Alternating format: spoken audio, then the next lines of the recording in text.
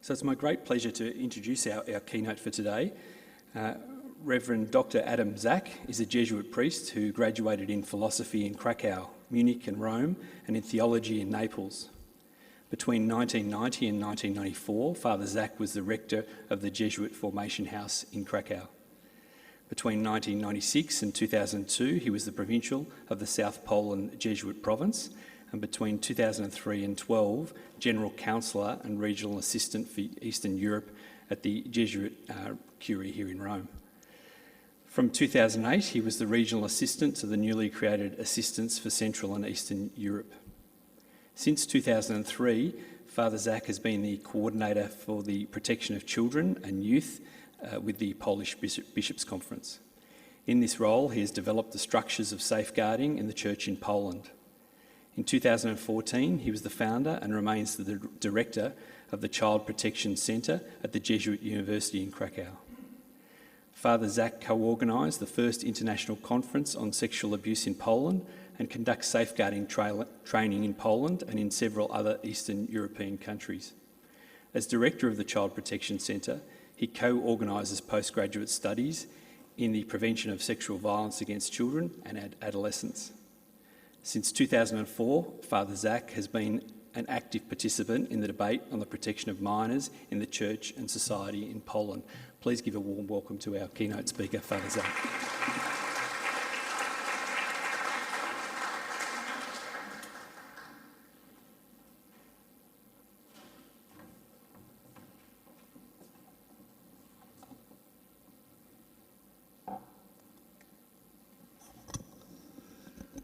So thank you for introducing me.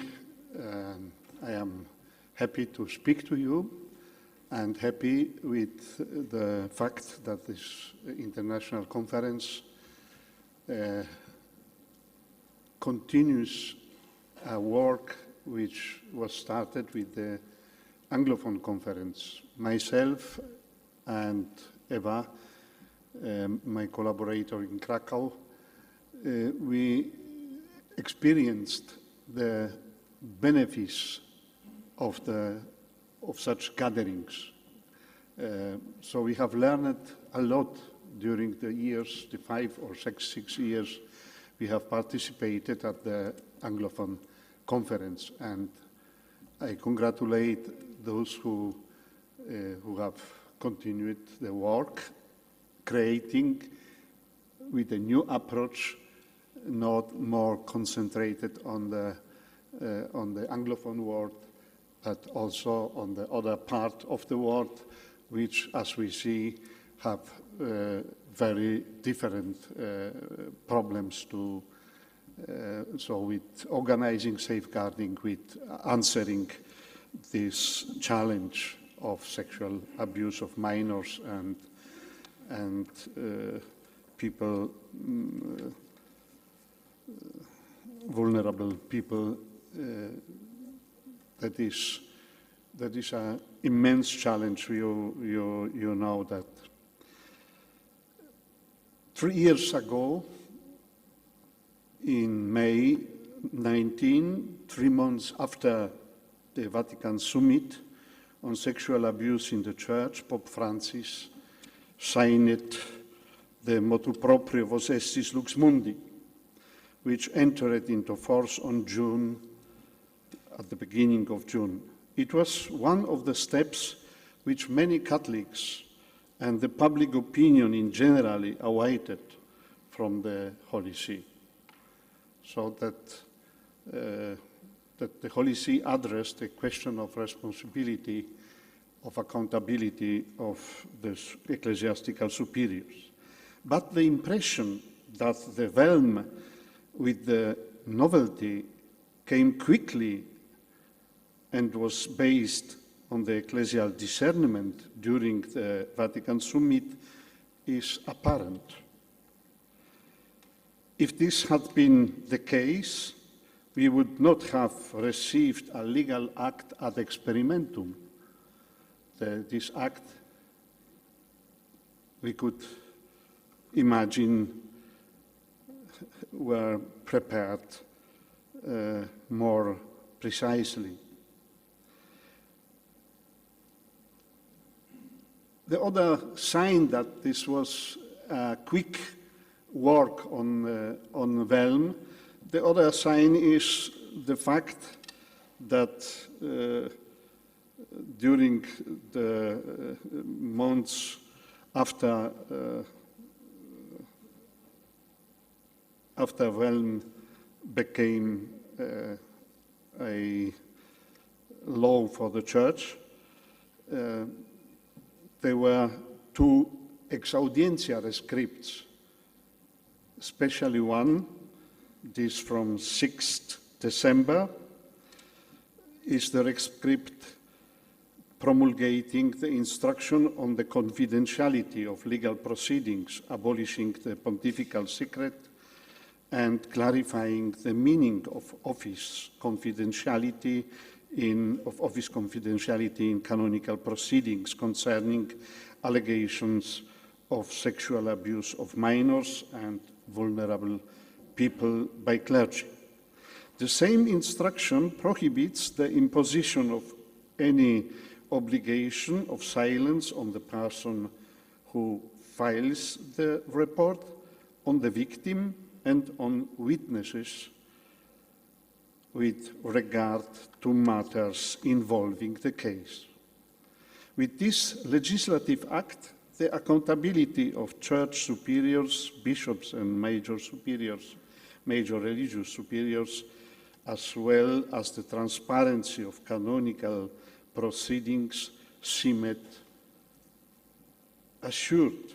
But in order for us to appreciate the importance of this legislation, as well as the courage and determination of Pope Francis, we must also look back and recognize that the path to Velm, to the abolition of pontifical secret in sexual abuse cases and the prohibition of imposing an obligation of silence with regard to matters involving the case on persons who filed the report, victims and witnesses, was by no means straightforward. From what I am observing from the perspective of Poland, it is quite clear that the reason was, on the one hand, local clericalism, and on the other hand, the passive policy during all years, passive policy of the Holy See, which did not favor transparency and holding to account those guilty of failure to act. The Holy See seemed to prefer avoiding publicity and scandal, as if they wanted, by the natural replacement of pastors through their retirement, that the elders are spared the shame, and local Catholic communities avoid disappointment and scandal. This policy had the opposite effect, as neither the media nor some of the people and communities hurt by the crime intended to follow it. After the provisions contained in the Velm came into force, it became apparent that the document failed to address the responsibility of officials at various levels of the church administration who were involved in covering up for criminals, not just bishops. It seems that in the practice of applying the Velm, the only ones who were called to account and held accountable were bishops. And we know that it is not true, because they are the whole administration around the bishops, the councillors and so on, who were also responsible for that. The above-mentioned additions to the Velm, and so these two ex audiencia rescripts, brought by the ex audiencia rescripts, and as the practice showed the lack of consideration of the co-responsibility of curial officials for gross negligence are perhaps indicative of the haste in the preparation of this motu proprio. Such remark being not a criticism, but rather a credit to the Pope, who seized the momentum to make an acceleration. Indeed, it is hard to say when another momentum like the one that providentially happened in 2018 to make another step forward in the purification and regaining initiative will come. What do I mean? Let us briefly recall some of the events of 2018. Let us start in August with the Pennsylvania grand jury report. This report exposed the mechanism of the cover-up of sexual abuse of minors in 6 dioceses of this state over a period of 70 years, with the knowledge of bishops of these dioceses and with the complicity of curial officials. The echo of this report in the US and internationally was all the greater because in January of the same year, 2018, the final report of the Australian Royal Commission into institutional response to child sexual abuse, including the Roman Catholic Church, was released. The Australian report, however, did not generate much of an impact. Instead, the scandal surrounding Pope Francis' visit to Chile in January 2018.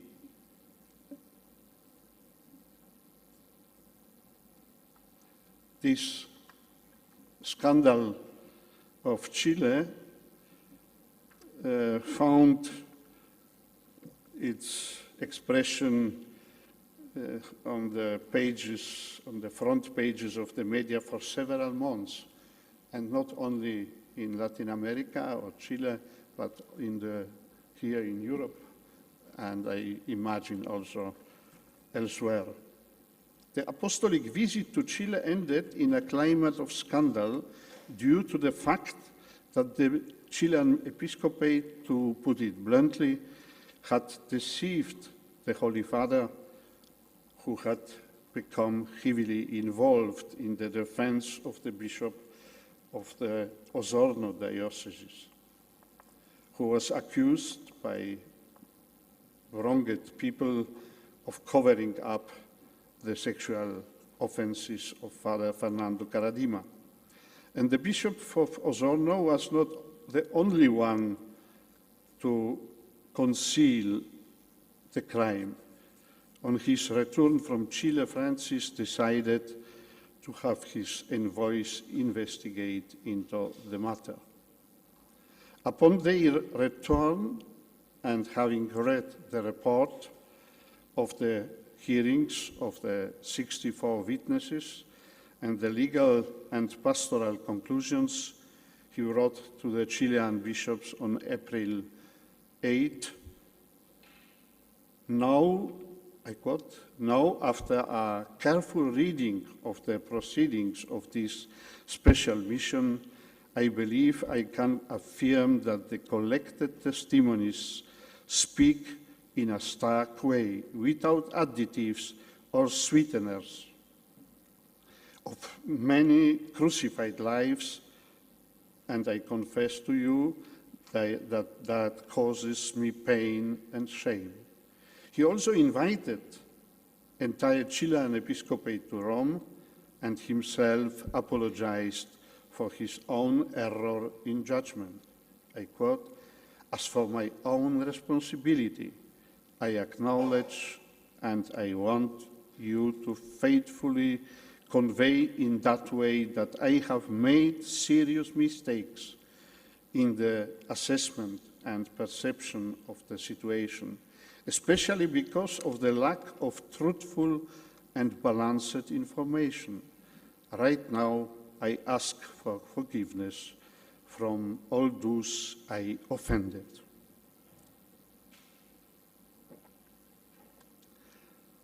As we remember, at the end of Pope's meeting with the bishops, the entire episcopate offered their resignation. As far as I know, Francis accepted the resignation of 6 bishops and removed 2 from the clerical state. On 31 May, he wrote a letter to the people of God in Chile. In this climate, triggered by the Chilean affair, therefore, the August grand jury report received a great deal of attention. All the more so because in July, after a detailed publication by the New York Times describing the sexual abuse of seminarians and young boys by Cardinal McCarrick, who was also expelled from the clerical state a few months later, after a canonical trial. He renounced earlier his cardinal dignity. And Francis responded to this sequence of events by issuing a letter to the people of God and convening all the presidents of episcopal conferences from around the world to the Vatican for February 2019.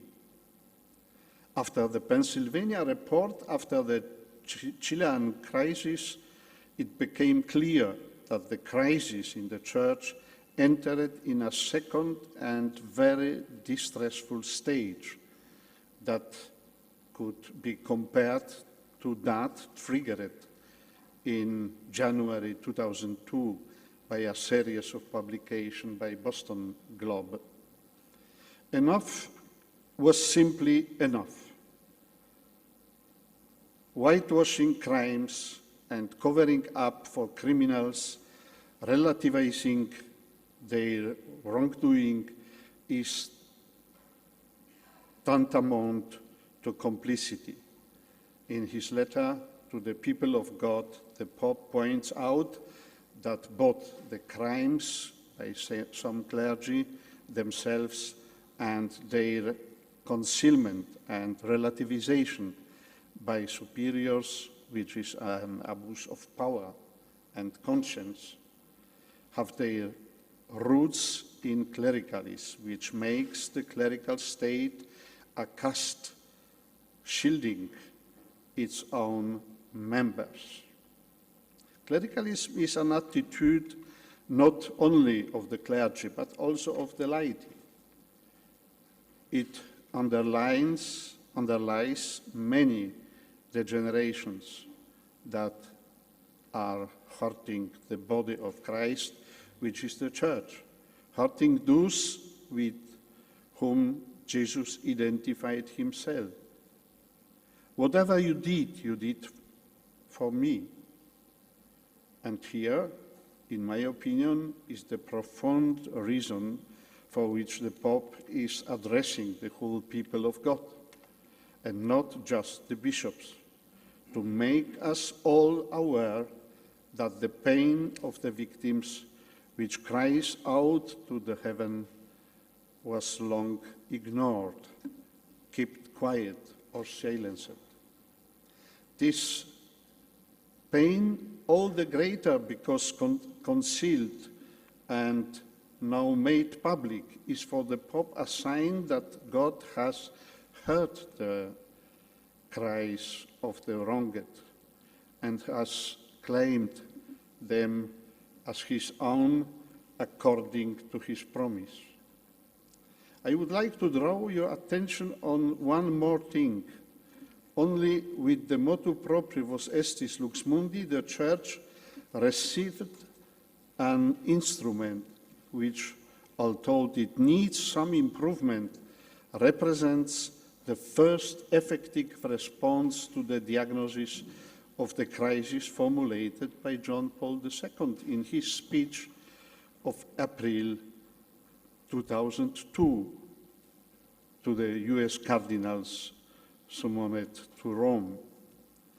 I quote, "Because of the great harm done by some priests and religious to the young, the Church herself is viewed with distrust, and many," this is the sentence, "and many are offended at the way in which the Church's leaders are perceived to have acted in this matter."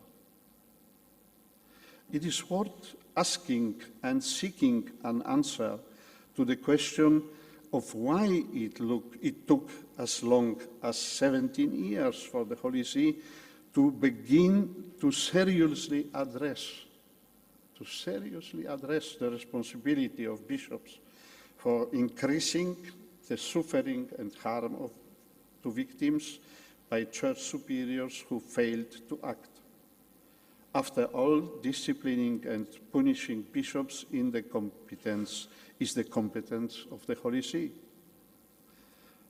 Well, perhaps the diagnosis of the John Paul II that I just quoted is not true. I am not aware of any critical publications that reject it or at least seriously challenge it. Moreover, it has been confirmed by the words of the successor of John Paul II on the See of Peter, Benedict XVI. Or perhaps it is the result of the efforts of people like former Cardinal McCarrick, who had heard this diagnosis because he was in Rome at that time in April 2002 and listened to John Paul II's speech. I think that it is mainly the ubiquitous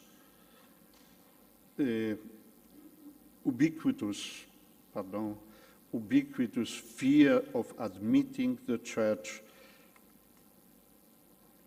to admitting the truth about gross negligence and other errors made in the Church and by the responsibility of the Church.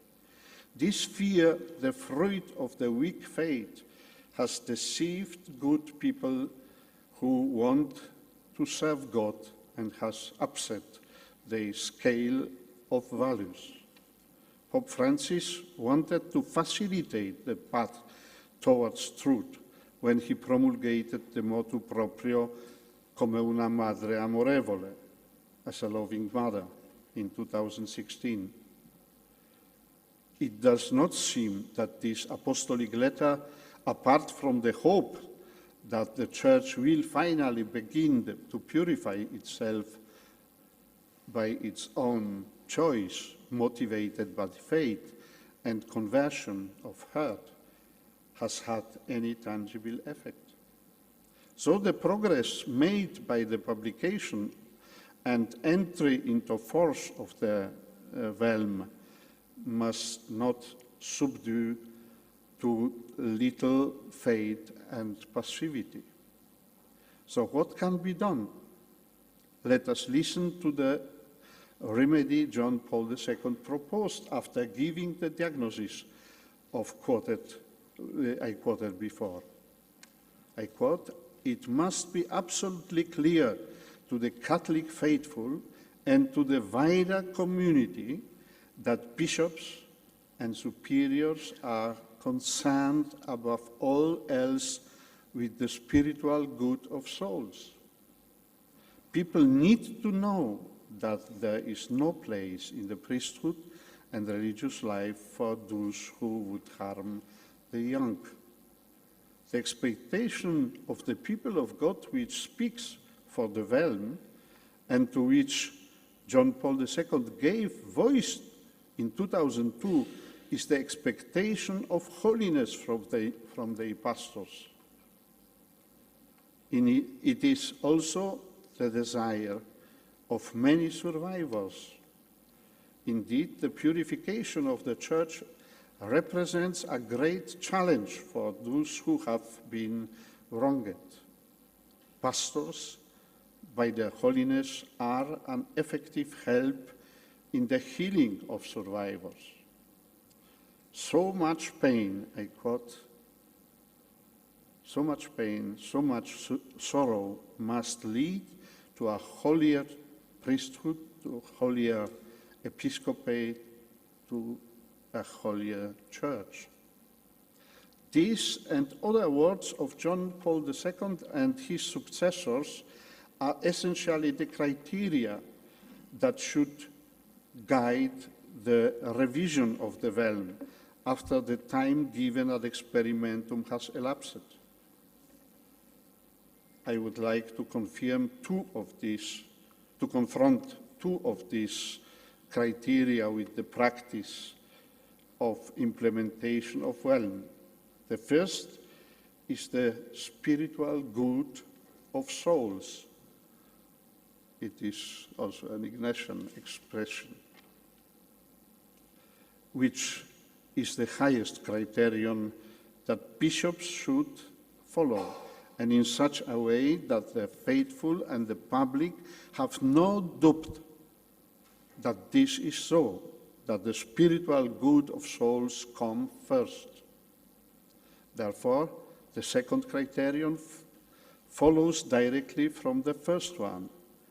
People need to know. How does the practice of realm implementation compare to this criteria? I can only refer to cases that have been reported from Poland, that have been completed and made public.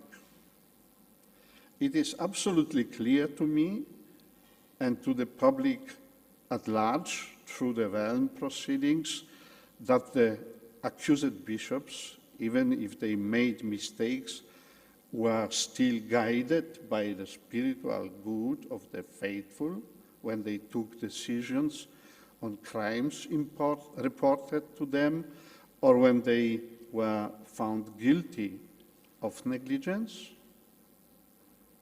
Is this absolutely clear from these proceedings we have had? Since little was known about the proceedings and accusations themselves, with two exceptions in which some details were revealed thanks to the media, it was difficult to form an opinion basing on scarcely informative communications issued by the Nunciature. It was practically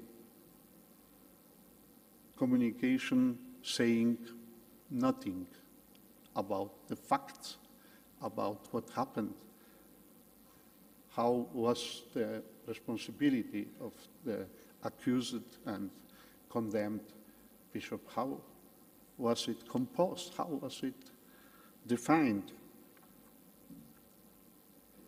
Of the two accused pastors, one behaved with dignity.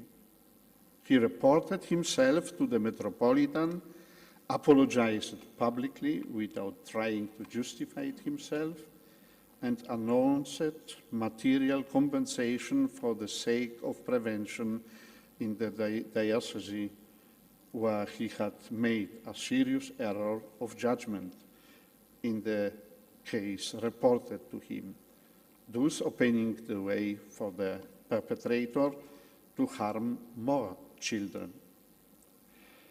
That was from 11 cases, that was the only one where a bishop reacted in a, I would say, Christian way as well, inspired by the gospel. The others have said nothing.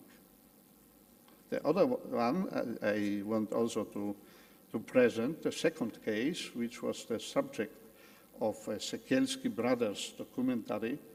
A bishop was held to accountability for his negligence under the realm procedure, following the documentary on charges brought by another bishop. Also the accusation against the ordinary who was a black personage of the film of Sekielski, following the documentary on charges brought where this accusation was brought by another bishop who is delegate of the Polish Bishops' Conference for the Protection of Minors. I will spare you the details of the reaction of the accused bishop, for as far as I know, he had not shown even a shadow of regret. Judging by the general announcements made by the nunciature after some other cases were closed, it is obvious that it did not even occur to those who drafted these announcements that people need to know. Nothing. People need, but don't hear. The people have right to know. I know of at least one case in which a person wronged by a clergyman was treated with due seriousness when complained about the bishop who had protected the abuser. But the public knows nothing about this case, neither about the complaint nor the reasons for which the bishops had to say goodbye to his office shortly before his retirement. This way of communicating with the faithful gives a very bad testimony to the Holy See. Such way of communicating with the people of God contradicts everything that the faithful have heard over the years. That is, that people need to know. And I am not saying that cases as such are managed improperly, because we don't know exactly. There are some sentences, but I am only claiming that the Holy See's information policy gives a very opaque message that opens up space for speculation. In my opinion, it is also a manifestation of the clerical culture that Pope Francis has officially and clearly dismissed. Transparency, as declared, is not an optional. It is a must-be. It is a necessary requirement on which depends for many whether they will remain in the community of faith. That is a big responsibility for all who now are working on the improvement of the realm. There are also voices which say after the experimentum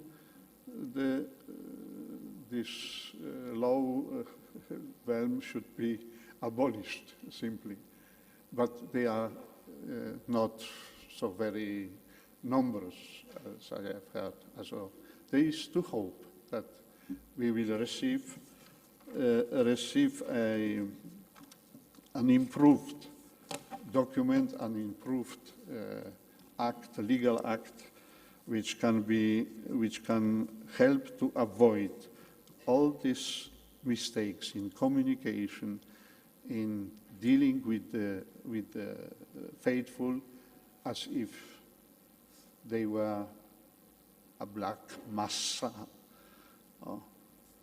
who ignores the wrongdoing, and that this massa can be saved or helped by ignoring what happened.